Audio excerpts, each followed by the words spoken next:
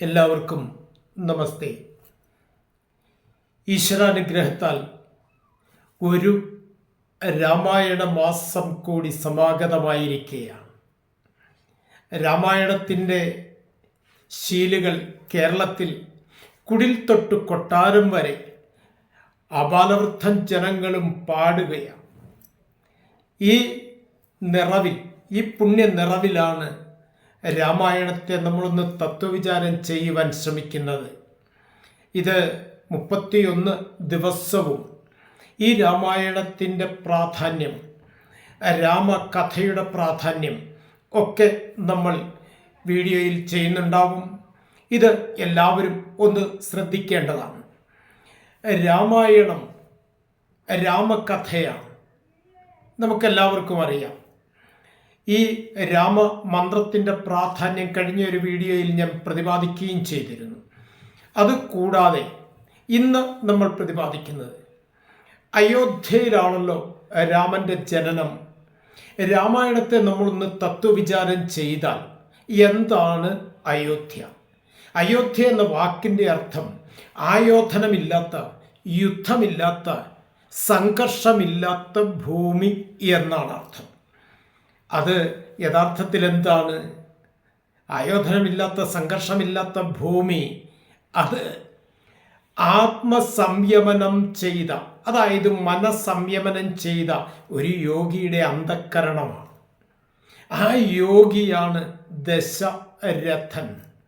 ദശരഥൻ എന്ന് കേൾക്കുമ്പോൾ രാമായണത്തിൽ പറയുന്ന 10 രഥങ്ങളെ ഒരേ സമയത്ത് നിയന്ത്രിക്കാൻ ശേഷിയുള്ളവൻ. യഥാർത്ഥത്തിൽ അതൊരു സിംബോളിക് കൺസെപ്റ്റ് അല്ലേ? ഈ 10 രഥം നമ്മുടെ ധർമ്മശാസ്ത്രങ്ങൾ പറയുന്നുണ്ട്, ആത്മാനം രതിതം വിദ്ധി ബുദ്ധിം ച സാരഥിം വിദ്ധി. അപ്പോൾ ഇതൊക്കെ പറയുന്നതിൻ്റെ രഹസ്യം എന്താണ്? നമ്മുടെ ശരീരത്തെ ഒരു തേരായി കണ്ടാൽ അതിൽ ആ തേരിൻ്റെ ഉടമസ്ഥനാരാണ്? ആത്മതത്വമാണ്. അതുപോലെ 10 ഇന്ദ്രിയങ്ങൾ, 5 ജ്ഞാനേന്ദ്രിയങ്ങളും 5 കർമ്മേന്ദ്രിയങ്ങളും, അവയല്ലേ കുതിരകൾ? ബുദ്ധിയല്ലേ സാരഥി? ഈ ആത്മാവാണ് ഈ രഥത്തെ നിയന്ത്രിക്കുന്നവൻ. അപ്പോൾ ഇതൊക്കെ താത്വികമായി കാണേണ്ടതാണ്. അപ്പോൾ ഈ പറഞ്ഞ യോഗി ദശരഥൻ, 10 ഇന്ദ്രിയങ്ങളെ സംയമം ചെയ്ത യോഗിയാണ് ദശരഥൻ. ആ ദശരഥന് 3 ഭാര്യമാരാണ്. നമുക്കറിയാം, കൗസല്യ, കൈകേയി, സുമിത്ര. യഥാർത്ഥത്തിൽ അതെന്താണെന്നറിയോ? ജ്ഞാനശക്തിയും ഇച്ഛാശക്തിയും ക്രിയാശക്തിയുമാണ്. അതുകൊണ്ടാണ് ഒരു വ്യക്തിയുടെ ജീവിതം ഇച്ഛാശക്തിയിൽ ഉത്ഭവിച്ച് ക്രിയാശക്തിയിലൂടെ വളർന്ന് ജ്ഞാനശക്തിയിൽ അടങ്ങണം. ഇതാണ് ഈ 3 പത്നിമാർ പഠിപ്പിക്കുന്ന രഹസ്യം. അതിൽ ജ്ഞാനശക്തി സ്വരൂപിണിയാണ് ആര്? കൗസല്യ. ഇച്ഛാശക്തിയുടെ പ്രതീകമാണ് കൈകേയി. ക്രിയാശക്തിയുടെ പ്രതീകമാണ് സുമിത്ര.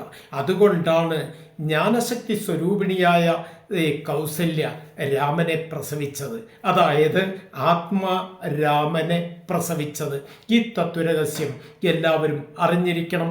ഈ വീഡിയോ നിങ്ങൾ ആദ്യമായിട്ടാണ് കാണുന്നതെങ്കിൽ എല്ലാവരും സബ്സ്ക്രൈബ് ചെയ്യണം, ഷെയർ ചെയ്യണം, ലൈക്ക് ചെയ്യണം, നിങ്ങളുടെ കമൻറ്റുകൾ രേഖപ്പെടുത്തണം. നമസ്തേ.